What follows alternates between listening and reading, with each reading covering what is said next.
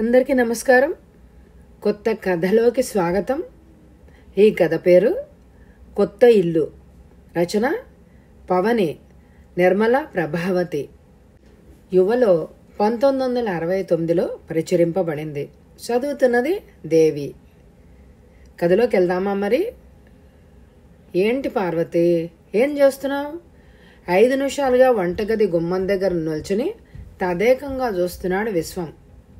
చాటలో బియ్యంలోని బెడ్డలు ఏరుతుంది అని అనుకున్నాడు. కానీ ఆ పని కాదు ఆమె చేయడం. బియ్యం మీద ఒక పెద్ద సున్నా జుట్టింది వేలుతో. ఆ సున్నాల్లో అడ్డు గీతలు, నిలువు గీతలు, చిన్న చిన్న గళ్లలాగా వేస్తోంది. తన ఉనికిని కూడా గమనించలేనంతగా తదేకంగా దృష్టి సారించి ఉందా గళ్ల మీద. ఇక ఉండబట్టలేక అడిగేశాడు.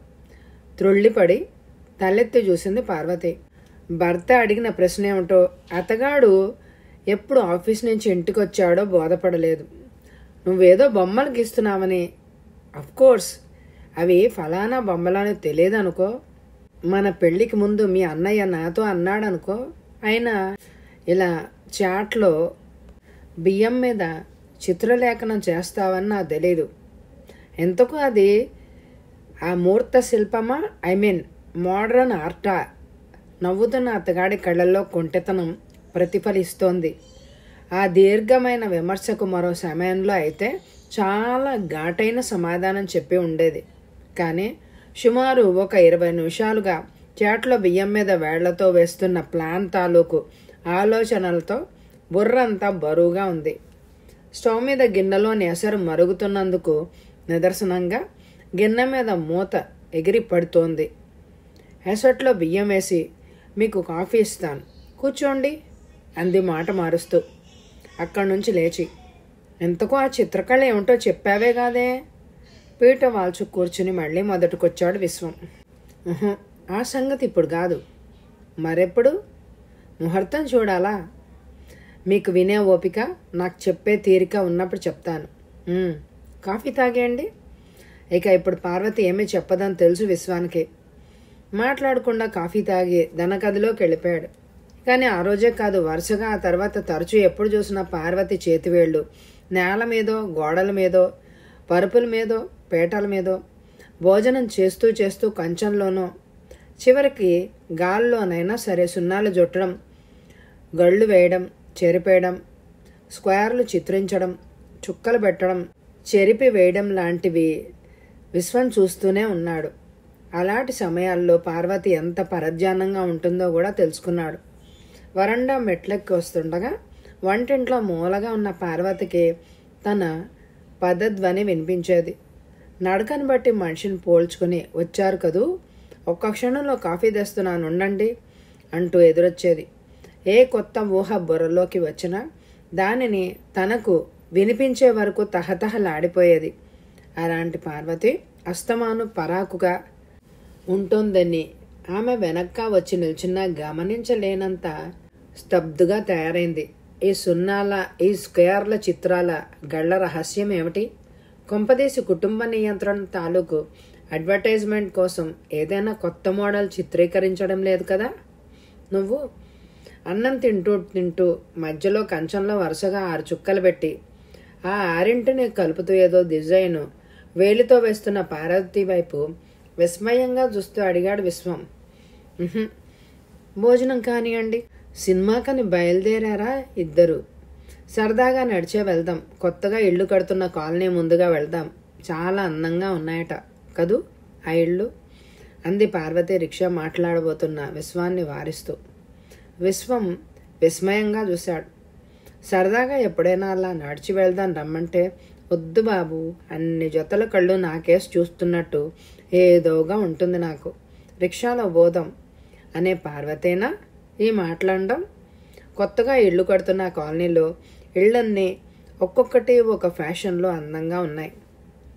పార్వతి మెల్లగా నడుస్తోంది. ఒక్కో ఇల్లునో, కాంపౌండ్ వాల్ను తరచి తరచి చూస్తోంది. ఒక్కోసారి బాగా వెనకబడుతోంది నడవడంలో. ఇలా అయితే ఇక ఈరోజు సినిమా హాల్కు చేరం పార్వతి. కాకున్నా అసలు సిటీని కానీ, సిటీలోని ఇళ్లను కానీ ఎప్పుడు చూడని వెర్రిబాగుల దానిలాగా ఏమిటి ఆ కళ్ళప్పగించి చూడడం? చిరాకు పడ్డాడు విశ్వం. చూడండి, ఆ వెనక ఇల్లంత బాగుందో, కానీ వరండా ముందు ఆ వంపేంటి? ఏంటి కాంపౌండ్ వాల్ మరీ సింపుల్గా ఏబ్రాసితనంగా ఉంది. అదో ఆ కొత్త బంగళా పొత్తిగా పురాణా మహల్ లాగా ఉంది కదూ. సినిమా హాల్లో కూర్చున్నా కూడా పార్వతి ధోరణి అలాగే ఉంది. విశ్వం నుదురు చిట్లిచ్చాడు. పార్వతి, మనం ఆ ఇళ్లలో ఉండబోవడం లేదు. ఆ ఇళ్ళు మన సొంత డబ్బుతో కట్టుతున్నవి కావు. ఇక ఇళ్లపై ఊసెత్తకు. ఆ రాత్రి పడుకోబోతూ హఠాత్తుగా అడిగింది పార్వతి. మందార మాల అనే పేరు బాగుంటుందంటారా? పోనీ తామర కొలను కాదు అంటే? విశ్వశాంతి. దోమతెర సరి చేసుకుంటున్న విశ్వం అదిరిపడ్డాడు. దోమతెరలో నుంచి కొద్దిగా ముఖం బయటపెట్టి, ఎవరికి ఆ పేర్లు? అసలు ఆ పేర్లేంటి? కొంపదీసి నువ్వుగానే? అతగాడి కళ్ళలోని సందేహాలు పసిగట్టిన పార్వతి పక్కుమని నవ్వింది. ఏం భయం లేదులేండి. అదేం కాదు. అసలు ఆ పేర్లలో మీకేది నచ్చింది? ఏదీ నచ్చలేదు. ఎంతకు పక్కింటి వెంకాయమ్మ మనవరాలక, ఎదురింటి బుజ్జబ్బాయి గారి మనవడిక ఆ పేర్ల సెలక్షన్? నాతో అంటే అన్నావు గానీ ఎవ్వరితోనూ అనకు, నవ్విపోతారు. ఊరికే పోరు, నిన్ను కీల్పాక్లో చేర్చమని సలహా ఇచ్చి మరీ పోతారు. పార్వతి చిన్నవచ్చుకుంది. నాకు మందార మాల గాని విశ్వశాంతి గాని కావాలి. ఆ పేర్లే బాగున్నాయి. సరే, మరొక 5 ఏళ్లు పోయాక మనకు పుట్టబోయే అబ్బాయి పేరు మందార మాలారావు అని, ఆ తర్వాత మరో 5 ఏళ్లకు పుట్టబోయే అమ్మాయి పేరు తామర అనో కొలను కుమారి అనో పెడదాం. హఠాత్తుగా విశ్వం గొంతులో ఆర్ద్రత ధ్వనించింది. పార్వతి, నీకేమైందో నాకు అసలు అర్థం కావడం లేదు. నీ వాలకం చూస్తుంటే ఏదైనా భయంకరమైన దృశ్యం చూస్తూ, సంఘటనను గురించి చదివుతో నీ బుర్ర షాక్ తినలేదు కదా అని అనిపిస్తోంది. ఎన్నడూ లేంది. నువ్వు ప్రతిరోజు పూజలు చేస్తున్నావేంటి? నేను 10 రోజులుగా గమనిస్తున్నాను. వంట ఏంటి అలమారులో పెద్ద ఎత్తున దేవుళ్ళు వెలిశారు. అందరి ఫోటోల మీద కుంకుమ, అక్షంతలు. బాపురే, ఏ గ్రహం ఆవహించింది నీలో? జాలిగా భర్త వైపు చూసి ప్రేమగా అతగాడి క్రాఫ్ సరిచేసింది పార్వతి. మీరు ఊరికే కంగారు పడకండి. ఏమీ కాలేదు నాకు. దేవుడి దయ ఉంటే అన్నీ వస్తాయి. ఏమిటా వచ్చేవి? ఏమైనా. మర్నాడు ఆఫీస్కి వెళ్ళబోతూ 10 రూపాయల నోటు చిల్లరలేక గబగబా పార్వతి పెట్టి తీశాడు విశ్వం. సాధారణంగా పార్వతి దగ్గర చిల్లరే ఉంటుంది. చిల్లర పోగు చేయడం పార్వతికి హాబీ. అలా పోగు చేసిన చిల్లరతో ఒక ఓవెల్టిన్ టిన్ను నిండిపోయింది ఒకసారి. ఇంత చిల్లర ఎందుకు పార్వతి అని నేను అడిగితే, మీకు తెలీదు, ప్రతి చిన్న వస్తువుకు ఏదో ఒక నోటు మార్చాలంటే నాకు చేతులాడవు అంటుందే గాని ప్రతి చిన్న వస్తువుకు నోటు మార్చి చిల్లరగా మారుస్తూనే ఉంటుంది. చివరికి ఒకసారి పాలవాడికి ఇవ్వాల్సిన డబ్బుకు నోట్లు లేకపోతే 36 రూపాయల చిల్లర వాడి తుండుగుడ్డలో పోసింది. ఆలోచిస్తూ చిల్లర డబ్బా తీసిన విశ్వం కళ్ళు క్షణకాలం అక్కడే నిలిచిపోయాయి. తెల్లని కవర్లో జాగ్రత్తగా మడిచిపెట్టి ఉన్న లాటరీ టికెట్లు 1, 2 కాదు, 25. ఒక్కో రాష్ట్రంలో గల రకరకాల లాటరీల తాలూకు టిక్కెట్లు. My God! తనను తాను నమ్మలేనట్టు గుండెల మీద చెయ్యేసుకున్నాడు విశ్వం. లాటరీ టిక్కెట్లు, పూజలు. పార్వతి, నీకు పిచ్చి పట్టింది. నిజంగానే పిచ్చి పట్టింది. తనలో తానే గొణుక్కుంటున్నట్టుగా అనుకున్నాడు. కవర్ కిందనే ఉల్లిపొర పేపర్లో చుట్టి ఉన్న ఒక పెద్ద డ్రాయింగ్ పేపర్ కనిపించింది. ఇంకా ఏం చేసిందో అనుకుంటూనే డ్రాయింగ్ పేపర్ విప్పి చూశాడు విశ్వం. ఏదో పెద్ద బంగ్లా ప్లాన్. 1 అంగుళం = 1 అంకణం అని వ్రాసి ఉంది ప్లాన్ క్రింద. అవి నిస్సందేహంగా పార్వతి అక్షరాలే.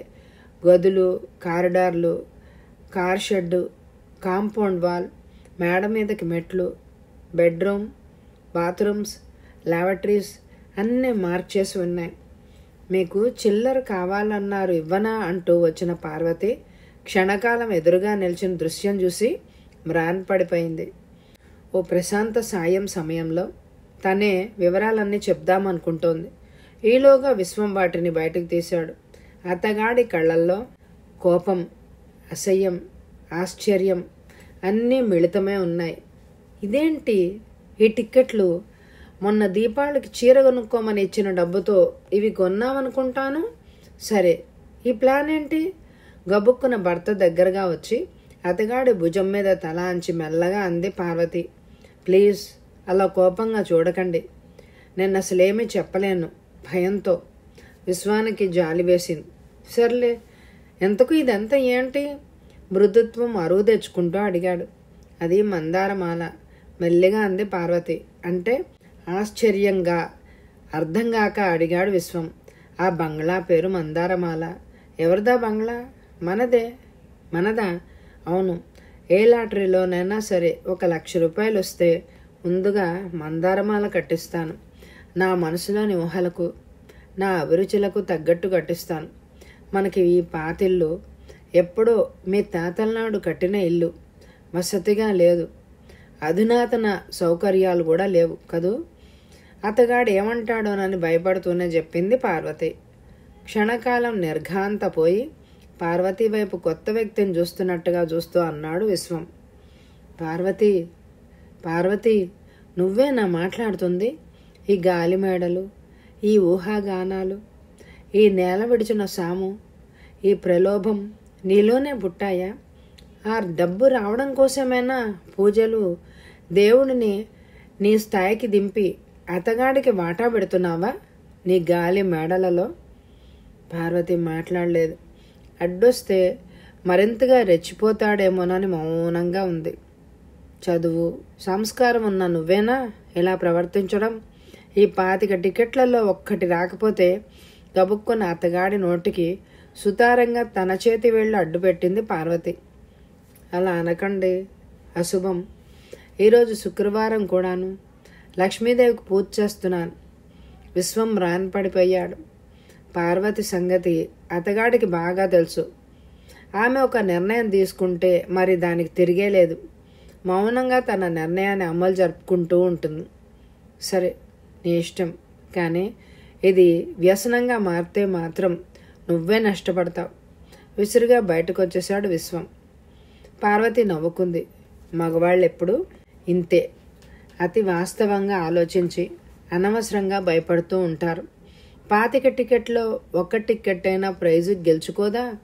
10 లక్షలు కాకపోతే 1,00,000, కనీసం 1,00,000. ఈ ఇల్లు తమ సొంతందే కావచ్చు, కానీ బొత్తిగా పురాతన పద్ధతిలో కట్టబడింది. బెడ్రూమ్లో మొరటుగా ఉండే గచ్చునేల, ముతక గోడలు. బెడ్రూమ్ పక్కనే బాత్రూమ్ ఉండి తీరాలని ఆ రోజుల్లో పెద్దలకు ఏం తెలుసు? పోనీ హాలు ఒక తీరుగా ఉందా? ఆ పిచ్చి కిటికీలు, వంటిల్లు. రామరామ, 1 డజన్ మంది ఎక్కి కూర్చోడానికి వీలుగా చుట్టూరా చెక్కల తలుపుల అలమరాలు. దేవుడా, ఇలాంటి పిచ్చింట్లో తను కాబట్టి కాపురం చేస్తోంది. మీకేమండి, సొంతిల్లుంది, అద్దె కొంపలు అగచాట్లు లేవు అంటారు చాలామంది తన ఫ్రెండ్స్. కానీ పిచ్చి పిచ్చిగా ఉన్న ఆ కొంపలో కంటే తనకు అద్దె కొంపలోనే హాయిగా అనిపిస్తుంది. కొత్త ఇల్లు, కొత్త ఫ్యాషన్. ఆయన గారు అలానే చిందులు తొక్కని. రేపు కొత్త ఇల్లు కట్టించాక, మందారమాల అనే నామకరణం చేశాక విశాలమైన బెడ్రూమ్స్, చక్కటి పెద్ద హాలు, ముచ్చటైన డైనింగ్ హాల్, పెద్ద కిచెన్, మేడ మీద విశాలమైన గదులు, చుట్టూరా కొత్త ఫ్యాషన్లో కాంపౌండ్ వాల్ చూసి మూర్ఛపోరు. సుమారు 3 నెలలు పార్వతి అలాగే తీయటి ఆలోచనలో తేలిపోతూనే ఉంది. విశ్వం మాత్రం కొత్త ఇల్లు గురించి లేనిపోని కామెంట్స్ ఏమీ చేయలేదు. కానీ అప్పుడప్పుడు వ్యంగ్యంగా, పోనీ పార్వతి మందారమాల కంటే విశ్వశాంతే బాగుంటుందేమో అనేవాడు. పార్వతి కళ్ళలో ఎర్రరు జీరలు చూసి, పోన్లే నాకెందుకు, కొత్త ఇల్లు కట్టించేది నువ్వు, నీకే పేరు నచ్చితే అదే పెడదాం అనేస్తూ ఉన్నాడు. అన్ని లాటరీల ఫలితాలు అన్ని పేపర్లలో వరుసగా రావడం మొదలుపెట్టాయి. పరీక్షా ఫలితాల కంటే ఎక్కువ ఆసక్తితో ఒక్కో టికెట్టు నంబరు చేతబట్టుకుని పేపర్ చూస్తోంది పార్వతి. 1 నెల రోజులు గిర్రున తిరిగిపోయాయి. ఆఖరి టిక్కెట్టు ఫలితం కూడా తేలిపోయింది. ఒక్కరోజు గడిచే కొద్దీ ఒక్కో రకంగా పార్వతిలో నిరాశ, నిస్పృహ హెచ్చిపోయాయి. చివరి రోజు ఇంకా ఆపుకోలేక బోరున ఏడ్చేసింది. పెద్ద జబ్బు చేసి లంకణాలు చేసిన దానిలాగా అయిపోయింది. అలా కుమిలి కుమిలిపోతున్న పార్వతిని చూస్తున్న కొద్దీ విశ్వంలో జాలి ముంచుకొచ్చింది. పార్వతి, బాధపడకు, నేను ముందే చెప్పాను. విశ్వం మాటలు పూర్తి కాకముందే దెబ్బతిన్న కోడె తాచులాగా లేచింది పార్వతి. మీకిప్పుడు సంతోషంగా ఉందా? మీ మాట నెగ్గిందని గర్వంగా ఉందా? దుఃఖంతో ఆమె కంఠం గాద్గదికమైంది. విశ్వం మృదువుగా ఆమె భుజం మీద చేతులేశాడు. పిచ్చి పార్వతి, ఎన్నాళ్ల సాహచర్యంలో నా గురించి నువ్వు తెలుసుకున్నది ఇంతేనా? పార్వతి మాట్లాడలేదు. ఈ లాటరీలు ఇదొక వ్యసనం పార్వతి. మరోసారి ప్రైజ్ వస్తుందంటూ మనిషిని ప్రలోభ పెట్టేస్తాయి. జూదరి మనస్తత్వాన్ని పెంచుతాయి. దాంతో పగటి కలలు ఎక్కువై కర్తవ్యం విస్మరిస్తాడు మనిషి. నువ్వే చూడు, ఈ 3 నెలలుగా నువ్వేదో ఊహాలోకంలో బ్రతుకుతున్నావు.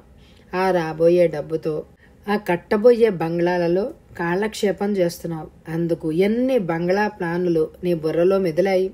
గాల్లో కూడా నీ చేతివేళ్లు ఇంటి నమూనాన్నే తయారు చేస్తున్నాయి. ఈ ఉన్న ఇంటి మీద అసహ్యం కలగజేస్తాయి. ఆలు లేదు, చూలు లేదు, చేతిలో డబ్బు లేకున్నా ఇంటి పేరు నిర్ణయించే స్థితికి వచ్చేసావు. ఇంటి చుట్టూరా నాటే మొక్కల గురించి ఆలోచించావు. అందుకోసం నీవు మరో మెట్టు దిగజారావు కదూ. విశ్వం క్షణకాలం ఆగాడు. పార్వతి విప్పారిన నేత్రాలతో అతగాడి వైపు చూస్తోంది. మమతకు మించిన దైవం, మానవత్వాన్ని మించిన దైవత్వం, మానవ సేవను మించిన పూజ మరొకటి లేనే లేదు అనేదానివి. కానీ డబ్బు కోసం, డబ్బు రావాలనే కోరిక కోసం నువ్వు పూజలు మొదలుపెట్టావు. దేవుడికి ఆశలు చూపావు. మంత్రాలతో, స్తోత్రాలతో దేవుడా అంటూ దేవరిస్తూ ఉన్నావు. ఎంతకు మించిన ఆత్మవంచన, ఎంతకు మించిన నైతిక పతనం మరొకటి ఉంటుందా? వద్దు.